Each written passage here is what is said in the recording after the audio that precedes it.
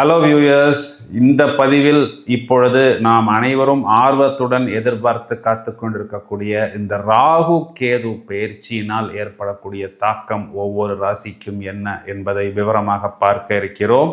ஒவ்வொரு ராசியிலும் கிட்டத்தட்ட 18 மாதங்கள், அதாவது 1.5 வருடம் வரை இருக்கக்கூடிய இந்த ராகு மற்றும் கேது, இந்த 2 சாயா கிரகங்கள், அதாவது நிழல் கிரகங்கள், நாம் அலசி ஆராயும் பொழுது ராகுவை போல் கொடுப்பார் இல்லை, கேதுவை போல் கெடுப்பார் இல்லை என்ற ஒரு சொல்லடையை நாம் கேள்விப்பட்டிருக்கிறோம்.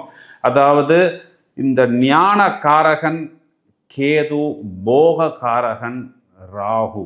அதாவது இந்த 2 கிரகங்களுக்குமே சொந்த வீடு என்பது கிடையாது. இவர்கள் எந்த வீட்டில் இருக்கிறார்களோ அந்த வீட்டின் அதிபதியை போல் செயல்படுவார்கள், எந்த நட்சத்திரத்தில் இருக்கிறார்களோ அந்த நட்சத்திர அதிபதியாக செயல்படுவார்கள்.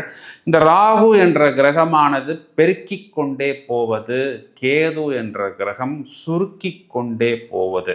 அதாவது ராகு என்ற கிரகம் சனியை போல் செயல்படும், கேது என்ற கிரகம் செவ்வாயை போல் செயல்படும். இந்த ராகு கேது 2 கிரகங்களுமே கர்மாவை பிரதிபலிக்கக்கூடிய கிரகங்கள். ராகுவாவது கொடுப்பார், கேதுவை பொறுத்தவரை எல்லாமே மாயை என்ற ஒரு ஞானத்தை மட்டுமே உணர்த்துவார். வருகிற மே மாதம் 18ஆம் தேதி இது நாள் வரை மீன ராசியில் இருக்கக்கூடிய இந்த ராகு என்ற கிரகம் கும்பத்தில் சஞ்சாரம் செய்ய இருக்கிறார். இது நாள் வரை கன்னி ராசியில் இருந்த இந்த கேது என்ற கிரகம் இனி சிம்ம ராசிக்கு மாற இருக்கிறார்.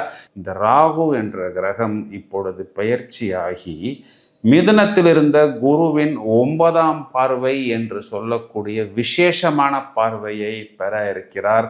இதனை ஜோதிட ரீதியாக குரு சண்டாள யோகம் என்ற சாஸ்திரங்களில் சொல்லப்படுகிறது.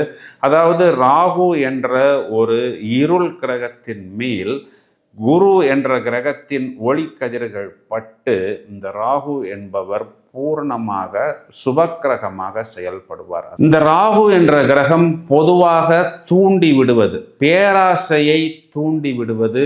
குரு ராகுவின் பார்வை, குரு ராகுவின் சேர்க்கை கோச்சாரத்தில் கும்பராசிக்கு வரும் பொழுது ஒவ்வொரு ராசிக்கும் என்ன தாக்கத்தை ஏற்படுத்த போகிறது என்பதை இப்பொழுது விரிவாக காண்போம்.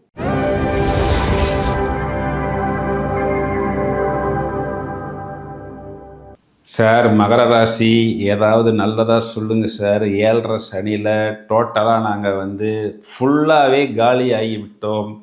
வாழ்க்கையில் என்னென்ன பிரச்சனைகளோ அனைத்து பிரச்சனைகளையும் மொத்தமாக சந்தித்து அடி வாங்கியே மறத்து போய்விட்டோம். சுத்தமாக கதி கலங்கி விட்டோம். ஏராளமான பிரச்சனைகளுக்கு நடுவே மடங்கி ஒடுங்கி வேறு வழி இல்லாமல் முடக்கமாகி விட்டோம் என்பதுதான் மகர ராசிக்காரர்களின் உண்மையான நிலைமை. குறிப்பாக இவர்களுக்கு இந்த மகரத்தில் உள்ள திருவோண நட்சத்திரத்தில் சனி சஞ்சாரம் செய்த போது, பிறகு அவிட்டத்தில் சஞ்சாரம் செய்த பொழுது இப்படியெல்லாம் பிரச்சனைகள் வருமா என்று எதிர்பார்க்க முடியாத அளவுக்கு நிறைய பேருக்கு திருமணம் நிச்சயமாகி ரத்தானது.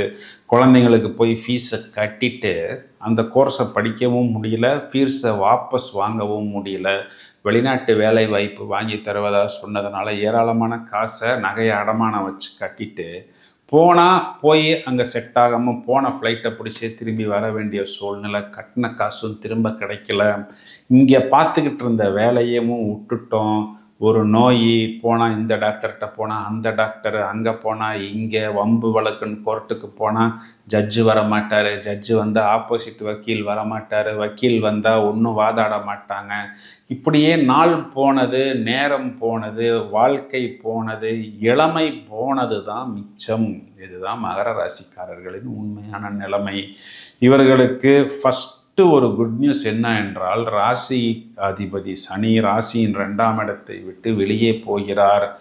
இந்த ராகு பயிற்சி காலகட்டங்களில் சனி என்பவர் இவர்களுக்கு 3ஆம் இடம் என்று சொல்லக்கூடிய வெற்றி ஸ்தானத்துக்கு வருவதனால் மகர ராசிக்காரர்களுக்கு இனிமேல் ஒரு 7-8 வருஷத்துக்கு அப்புறம் ஏராளமான ஒரு ப்ளஸ் பாயிண்ட் என்றால் என்ன என்பதை இப்பொழுதுதான் பார்க்க போகிறார்கள். 9ஆம் இடத்தில் அமர்ந்த கேது என்பவர் இப்பொழுது 8ஆம் இடத்துக்கு வருகிறார். இந்த 8ஆம் இடம் என்பது நமக்கு ஏதாவது ஒரு விஷயத்தில் அவமானத்தையும் தோல்வியையும் கொடுக்கும். குறிப்பாக அரசாங்கம் சம்பந்தப்பட்ட விஷயங்களில் நீங்கள் ஏதாவது ஃபைன் கட்ட வேண்டிய ஒரு சூழ்நிலை வராமல் உங்களை பார்த்து கொள்ளுங்கள். ஏனென்றால் மகரத்துக்கு சூரியன் அஷ்டமாதிபதி. முதலில் கேது பகவான் சிம்மத்துக்கு வரும் பொழுது சூரியனின் நட்சத்திரத்தில் சஞ்சாரம் செய்யும் பொழுது பித்ருவர்க்கம், பித்துர் மேன்மை, அப்பா சம்பந்தப்பட்ட விஷயங்களில் ஏதாவது சின்ன சின்ன கோளாறு, அரசாங்கம் சம்பந்தப்பட்ட விஷயங்களில் தேவையில்லாத பிரச்சனைகள் வராத அளவுக்கு கவனமாக நீங்கள் உங்களை பார்த்து கொள்ளுங்கள். பிறகு பூர நட்சத்திரத்தில் கேது பகவான் வந்த பிறகு இந்த பூரம் என்பவர், அதாவது சுக்கிரன் என்பவர் உங்களுக்கு 10ஆம் வீட்டுக்கு அதிபதி என்பதனால் தொழில் சம்பந்தப்பட்ட விஷயங்களில் ஓரளவுக்கு பெருசாக ப்ளஸ் இல்லைனாலும் மைனஸ் இல்லை என்று சொல்லக்கூடிய சூழ்நிலை என்பது ஏற்படும். இருந்தாலும் புதிதாக ஒரு ரிஸ்க் எடுப்பது, தெரியாத நபரை நம்பி நாம் இன்வெஸ்ட் செய்வது, இதற்காக கடன் வாங்குவது என்று நீங்கள் உங்களை முடக்கம் செய்யாமல் பார்த்து கொள்வது புத்திசாலித்தனம். குரு இங்கு 6ஆம் வீட்டில் மறைந்தாலும் மகரத்துக்கு விரையாதிபதியாக குரு வருவதனால் கெட்டவன் கெட்டிடில் கிட்டிடும் யோகம் என்ற அமைப்பில் இந்த குருவின் மறைவு என்பது பெரிதாக உங்களுக்கு பாதிப்பு ஏற்படுத்தாது.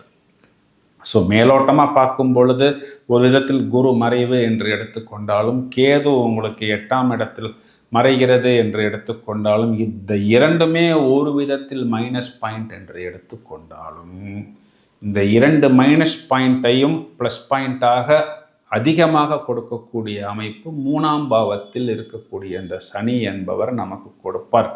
ராசியாதிபதி ராசிக்கு 3ஆம் இடத்தில் வெற்றி ஸ்தானத்தில், ராசிக்கு 2ஆம் இடத்தில் ராகு பகவான் வந்து குருவின் பார்வையில் அமரப்போகிறார்.